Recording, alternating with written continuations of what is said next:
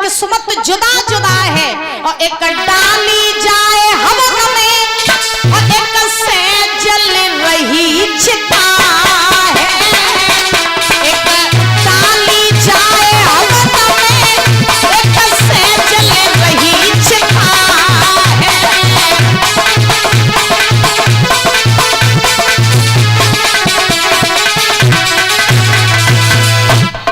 आज कम दिखाई दी, आज नहीं दिखाई दी।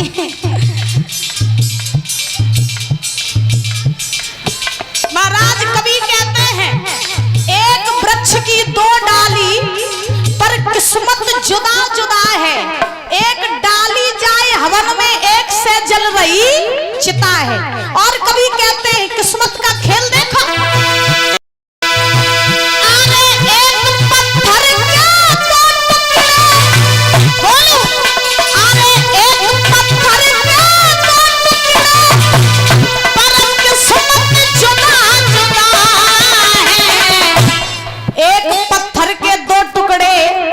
किस्मत जुदा जुदा है। एक बन संकर जी पूजते एक सीढ़ी पे लगा है। एक बन संकर जी पूजते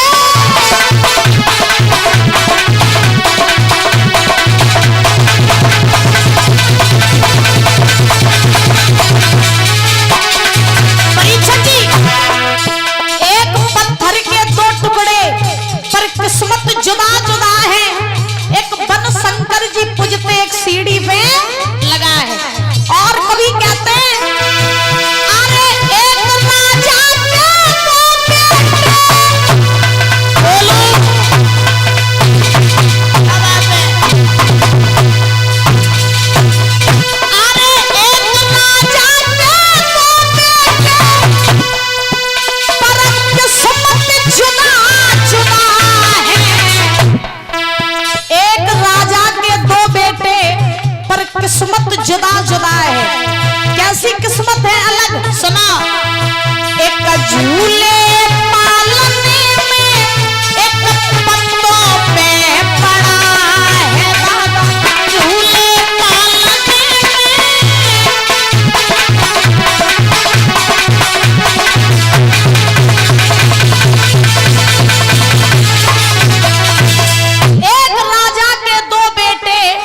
किस्मत जुदा जुदा है।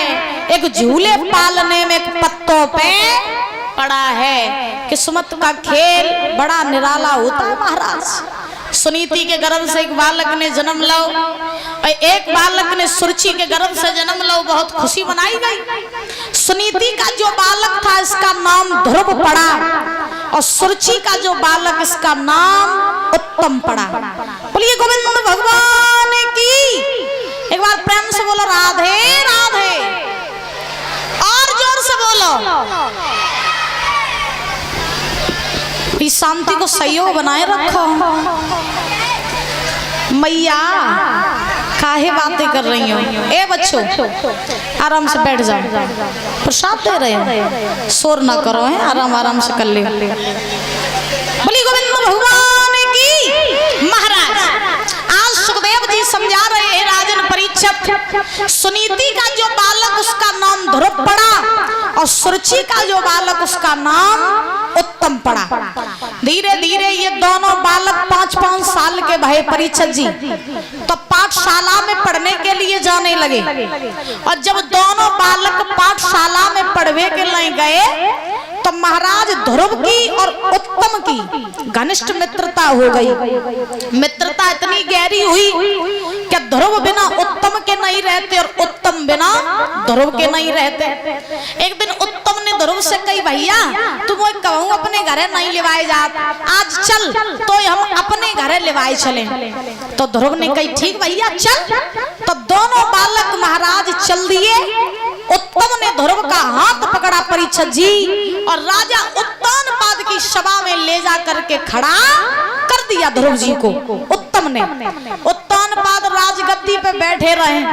और जब महाराज उत्तानपाद ने देखो कि जो ध्रुव जो है जो मेरी बड़ी रानी को लड़का है, मेरो बड़ो पूत है, सो उत्तानपाद से रहा नहीं गया, अपनी राजगद्दी से नीचे उतरे और ध्रुव को महाराज आज गोद में उठाए के अपनी गोद में सिंहासन पे बैठा लो। ध्रुव का लाड करने लगे उत्तानपाद राजा। उत्तम जो थे ये जमीन पे ही खड़े रहे और ध्रुव उत्तानपाद की गोद में बैठी है। बाई सभा में बैठो रहा एक चुगला को बैठो रहा है चुगला। चुगलन को काम का हो अम्मा का काम हो चुगलन को। तुम कहोगी कत्ती हो या चुगली कत्ती कहो तुमने करी चुगली करी। देखो अम्मा ईमानदार है मूड लाए रही करेंगे। देखो चुगलन को काम का हो कि अच्छे खासे घर में महाराज आग लगाए वो है ना। जीवन में सबको भरोसो करियो परिचय जी महाराज, लेकिन चुगलन को कबहू भरोसो मत करियो। अब बाई सभा में बैठो रहा एक चुगला। सुबह चुगला ने जाए के महाराज रानी सुरुचि से कही, बोले सुना तुम यहाँ बैठी बैठी आराम कर रही हो, तुम्हें नहीं मालूम सभा बीच में तुम्हारी सौत को लड़का आओ या ध्रुव और बू बैठो महाराज की राजगद्दी पे और तुम्हारा लड़का खड़ो जमीन पे। अगर तुमने बाय भगाओ नहीं ना वहां से तो बहुत जल्दी तुम्हारी सौत और को लड़का जब मेलन में आ जाए और तुम बनाइयो जाए झोपड़ी खेतन में तासो जा और जाए के लड़का को वहां से भगा दे, न तो तुम्हें वो घर से बाहर निकलवा देगा। जो सुरुचि ने जब आज सुनी परीक्षित जी तो सुरुचि भागी सभा बीच में पहुंची। क्या देखा कि ध्रुव उत्तानपाद की गोद में बैठे तो सुरुचि ने ध्रुव का हाथ पकड़ा और हाथ पकड़ के महाराज आज सिंहासन से उतार के जमीन पर पटक दिया। ध्रुव को तमाचा मारा, जवाब दिया दुष्ट नालायक पापी, अगर तुझे इस राजगद्दी पर बैठने का इतना ही शौक था तो तू मेरे गर्भ से जन्म लेके आ, तो मेरी सौत के गर्भ से जन्म लेके काय को आओ। भाग जा यहाँ से, अगर दोबारा दिखाई दिया ना तेरा पैर तोड़ दे। है ध्रुव जी रोने लगे, ध्रुव जी रोने लगे। महाराज उन्होंने बात तो कुछ नहीं कहा, रोते रोते ध्रुव भागे आए वहां से, अपनी मैया सुनीति के पास जाए पहुंचे, रोन लगे। मैया ने अपने बालक को रोत बहु देखो। सुनीति ने ध्रुव से पूछी लला तो किन्ने मारो, तू काय रोए रो मोय बता। ध्रुव रोए के बोले मैया सुनो, तुम जानना चाह रही हो मुझे किसने मारा। माँ क्या रोए रोए पक्का हाथ में ध्रुव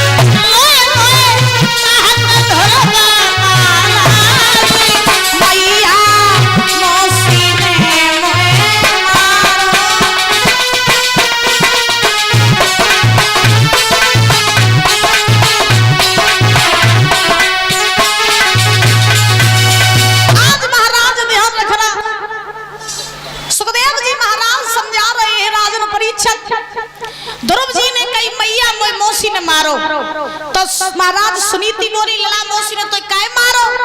ध्रुव बोले मैया मैं पिताजी की गोद में बैठ गया हुआ तो मौसी ने मोए हाथ पकड़ के गोद में से नीचे पटक दो तमाचो मारो। मैया कष्ट मोए जवाब को ना है क्या मौसी ने मोए मारो, कष्ट मोए जवाब को है कि जब मौसी मोए मार रही थी तब मेरो बाप उत्तानपाद बैठो बैठो सब देख रहा हुआ। तो मैया तू ही तो कहती है कि उत्तानपाद मेरा बाप है।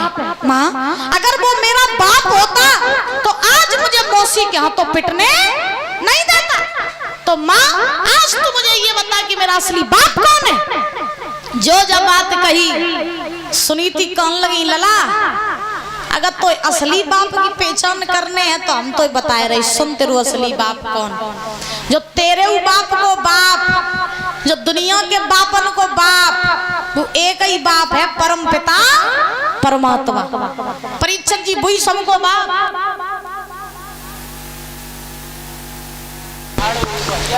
महाराज सुनीति ने जवाब दिया, बेटा ध्रुव, दुनिया के बापन को बाप, तेरे बाप को बाबू, एक ही बाप है, परम पिता परमात्मा। दुनिया के बाप तो सब नकली हैं परीक्षित जी महाराज। हाँ, जिस प्रकार से महाराज भूख मिटाने के लिए भोजन किया जाता है, उसी प्रकार से ये जीवन जीने के लिए रिश्ते नाते बनाए गए हैं। लेकिन असली घर हमारा परमात्मा का घर है, हम वहीं से आए हैं और वहीं हमें जाना है।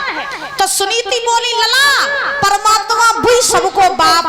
अब ध्रुव जी जानता ही नहीं हते कि परमात्मा कहाँ मिले हैं। ध्रुव जी ने कही, मैया जब बाप मिलेगो का, तो सुनीति बोली, जे बाप तुम्हें तब मिलेगो जब तुम जंगल में जाओगे, जब तुम संसार से विरक्त हो जाओगे, जब तुम मोह माया से दूर होके मुझे छोड़ के जब तुम जंगल में जाओगे, तपस्या करोगे, तब तुम्हें वो परमात्मा मिलेगा, तब तुम्हें वो बाप मिलेगा। ध्रुव जी बोले, मैया तो छोड़ दिए तो परमात्मा मिल जाएगा। बोले हाँ, मुझे छोड़ोगे तब तुम्हें परमात्मा मिलेगा।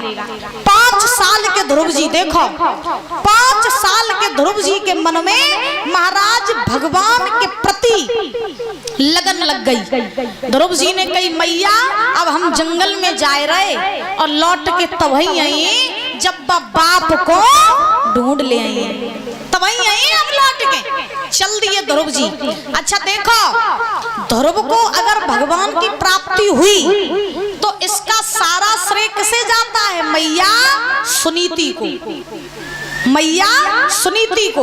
अगर मैया सुनीति ध्रुव को भगवान का मार्ग न दिखाती, मैया सुनीति ध्रुव को अगर भगवान से न मिलाती, भगवान के बारे में न बताती, तो महाराज ध्रुव को कभी भगवान की प्राप्ति नहीं होती। क्यों? क्योंकि कहते हैं कि माँ चाहे तो बच्चे को भक्त बना दे और माँ चाहे तो बच्चे को राक्षस बना दे। याद रखना। लेकिन आजकल की माताएं तो सब राक्षस ही बनाती हैं महाराज। हाँ, एक आदि ऐसी हुई जो अपने बच्चन को अच्छे अच्छे संस्कार देती हुई ना। आजकल की माताएं खुद महाराज इंस्टाग्राम पर रीले बनाए कि फुर्सत नहीं होती तो बच्चन को जो संस्कार दिए उनका है। आज लड़का रोए रहो, जैसे बच्चा रोए रहो होवे तो परीक्षक जी फोन पकड़ाए देती, ले ला तुम कार्टून देखो।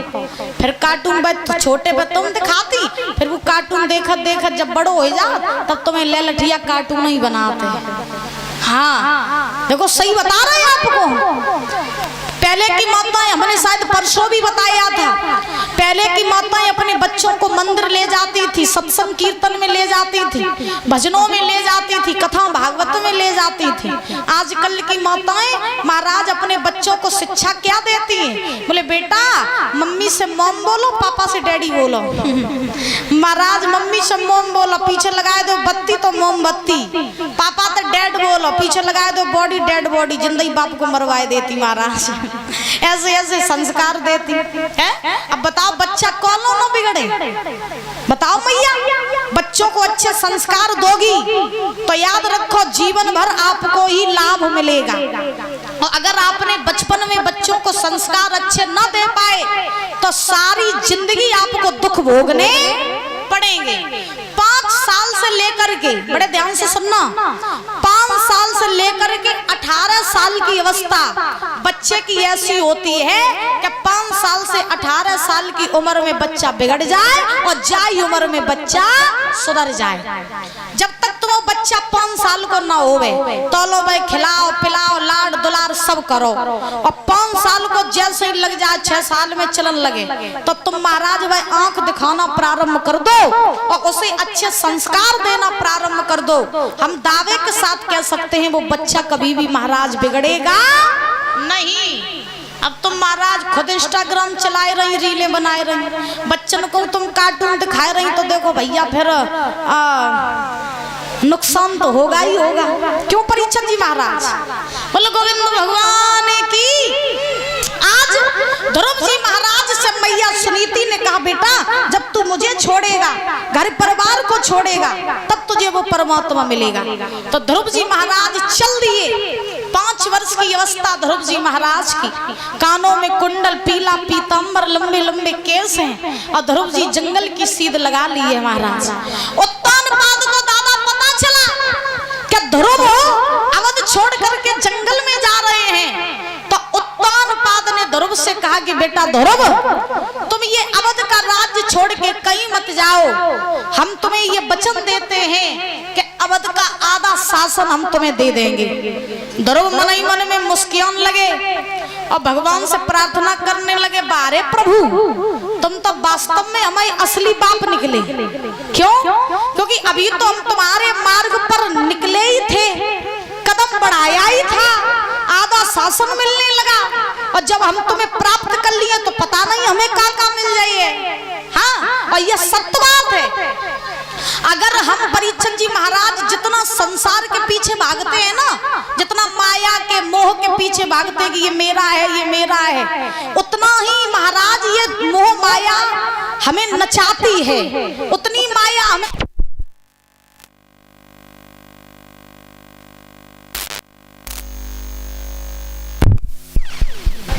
साधे जय साधे राधे बोली गोविंद भगवान की।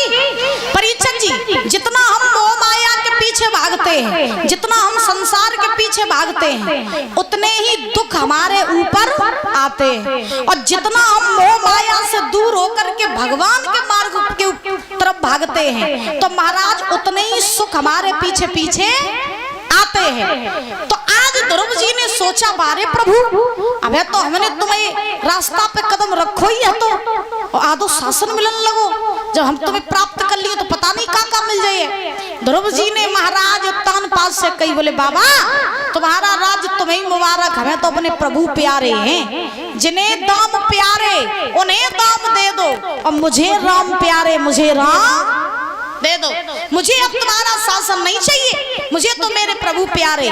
ध्रुव जी ने आधा शासन ठुकराए दो महाराज। आजकल के लोग होते, आजकल भगवान धरती पे आ जाओ कहे कि तुम हम तक कुछ मांग ले, तो जय कहे बोले प्रभु पहले मुझे पैसा वालों बनाए दे, हाँ बढ़िया गाड़ी वाड़ी आ जावे, बढ़िया मकान बन जावे, खूब पैसा वाले बन जावे, और सबसे पहले पड़ोसी को सुख हमें मिल जावे। हाँ, तो सबसे पहले इंसान यही मांगेगा परीक्षित जी महाराज। आजकल एक तरफ भगवान को रख दो और एक तरफ दौलत को रख दो, तो आज का इंसान भगवान को नहीं पाएगा लेकिन दौलत पे गिर जाएगा। एक समय की बात, एक गांव में एक भक्त रहता था, तो परीक्षित जी महाराज उस भक्त ने भक्ति करके भगवान को प्राप्त कर लिया, और जब महाराज भगवान को प्राप्त कर लिया तो वो भक्त जब भी भगवान को बुलाता तो भगवान उसको दर्शन देने आते। एक समय की बात कि भगवान और भक्त एक वृक्ष के नीचे बैठे रहे, बातें कर रहे थे, तो बातें कर रहे थे तो भक्त ने भगवान से कही, बोले प्रभु आपने जिस प्रकार से हमें दर्शन दिए उसी प्रकार से हम चाहते हैं कि आप हमारे गांव वालों को दर्शन दे दो, हम चाहते हैं कि आप मेरे गांव वालों को दर्शन दो और उनका भी उद्धार कराओ। तो भगवान बोले ठीक है, अगर तुम चाहते हो कि हम तुम्हारे गांव वालों को दर्शन दे दें तो तुम कल सब गांव वालों को लिवाए ले आइयो, हम तुम्हें जई पेड़े के नीचे मिलिए। तो भक्त ने कही ठीक। अब दादा भक्त वहां से चलो आओ। अब्बा ने क्या किया, पूरे गांव वालों को इकट्ठो करो शाम को, और कही कि भैया सवेरे सब लोग तैयार रहियो, बगिया में वृक्ष के नीचे कल भगवान सवेरे दर्शन दिए तो कल सब लोग भगवान के दर्शन करन चलियो। गांव वाले बोले ठीक। सवेरो भाव परीक्षण जी सब गांव वाले भगवान के दर्शन करवे को चले, आगे आगे भक्त हैं, पीछे पीछे गांव वाले चल भाई। भगवान ने देखा कि भक्त जो है वो गांव वालों को लेके आए रहो। भगवान सोचने लगे जब देखें कि जब कितने दौलत के भूखे हैं और कितने हमारे दर्शन के भूखे हैं। सो जैसे ही महाराज सब गांव वाले चले, सो भगवान ने एक जगह का करो परीक्षण जी कि पैसन को ढेर लगाए दो, माया के द्वारा रुपयन को ढेर है। जैसे ही रुपयन को ढेर लगाओ, गांव वाले ने रुपया दे देखी अबे तो मारा चक्कर में पड़ी, बोले तो पैसा ढेर ही ढेर, चाहे कितना रुपया वाल ले। अब गांव वाले ने जो पैसन को ढेर देखो सो उल्टे सीधे रुपया गई महाराज गिर पड़े। कोई जेवन भरन लगो, कोई घर में तो बोरी लेन लगो, महाराज रुपया उल्टे सीधे भरन लगे। भक्त ने कही ये भैया जब दौलत तो तुम्हें बाद में मिल जाए, भगवान अगर चले गए तो भगवान तुम्हें फिर मिलने वाले नहीं, जब दौलत के चक्कर में न पड़ो। गांव वाले बोले भैया भगवान की तो पूजा कहूँ तो अगरबत्ती लगाई कर लिए, पैसा नहीं मिले पहले पैसा बटोर ले। अब महाराज जो गांव वाले रहे आधे फिर सब रुपया बटोरन लगे। दो चार समझदार जो रहे उनने भक्त से कही, बोले मोए कोई पैसा तो मतलब नहीं, वो तो भगवान से ही मतलब है, तुम चलो हम भगवान के दर्शन करी चले।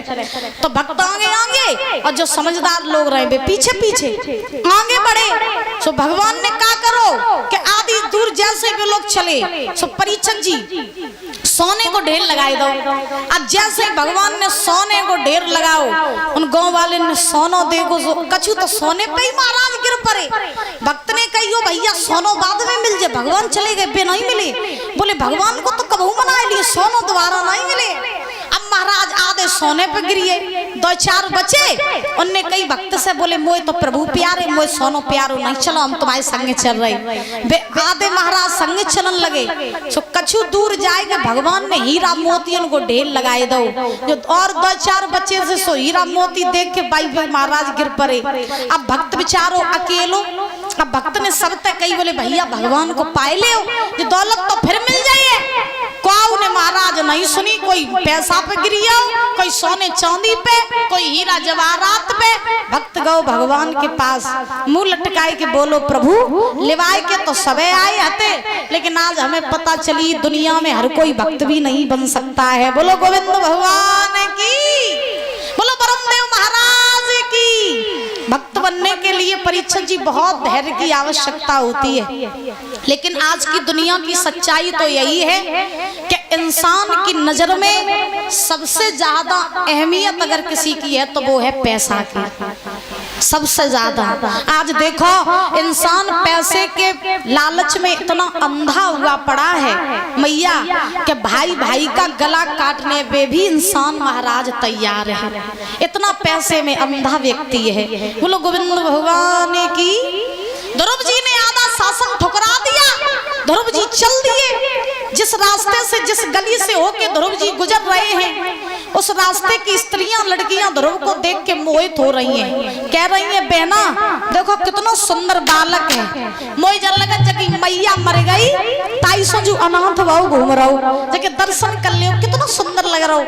सब लड़कियां ध्रुव के दर्शन कर रही और आपस में बोल रही है बहना अरे देख ले बेना ओ उमर कोई मारो, देख ले बेना उमर कोई मारो।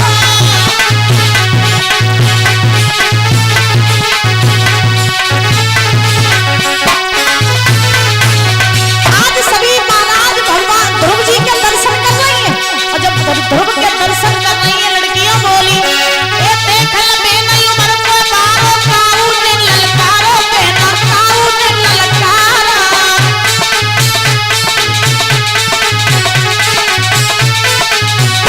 अरे मैं तो जाती भैया मर गई के काऊ ने लला फटकारो, देख ले बेना उमर कोई मारो।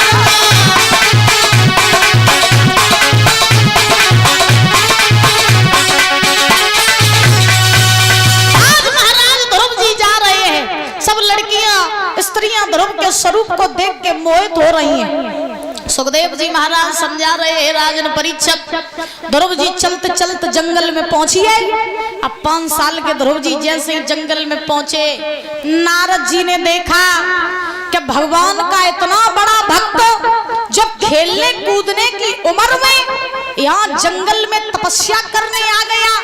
तो तो ऐसे भक्त के दर्शन करना तो बहुत जरूरी है। अच्छा, जो भगवान के भक्त बन जाते हैं ना, फिर उनके दर्शन करने के लिए देवी देवता भी आते हैं। अब तो नारद जी जो रहे ध्रुव जी के दर्शन करवे को चले, नारद जी जंगल में पहुंचे, ध्रुव जी से भेंट हुई। ध्रुव जी ने नारद जी को देखो प्रणाम करो, कहो बाबा क्या बात है। ध्रुव जी बोले लला तुम कहां से आए? बोले अवध से। जंगल में क्या कर रहे? बोले हम तपस्या करने आए हैं। नारद जी हंसने लगे। ध्रुव जी बोले हंस काय रहे हो बाबा? नारद जी बोले जब बताओ खेलवे कूदवे की उम्र में तुम तपस्या करना आए हो? ध्रुव जी बोले कहीं नहीं कर सकत का? नारद जी बोले लला तेरी खेलवे कूदवे की उम्र है और तू घर छोड़ के जंगल में आई